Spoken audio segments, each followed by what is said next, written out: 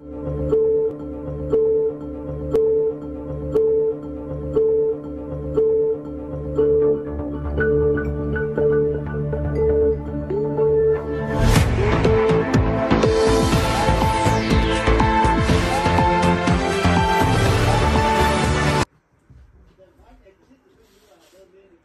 er i stor fare.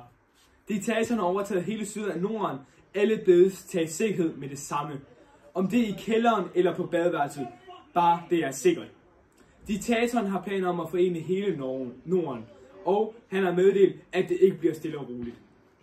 Der er allerede tusinder af danskere, der flygter fra landet, men diktatoren gør det meget svært. Han siger, at man vil få det meget nemmere, hvis man ikke gør modstand mod styret. Det var alt for nyhederne. Og hvis vi kigger hen mod vejret, så skal I ikke forvente solskin. Der kommer nemlig missilregn. Husk paraplyen. God dag.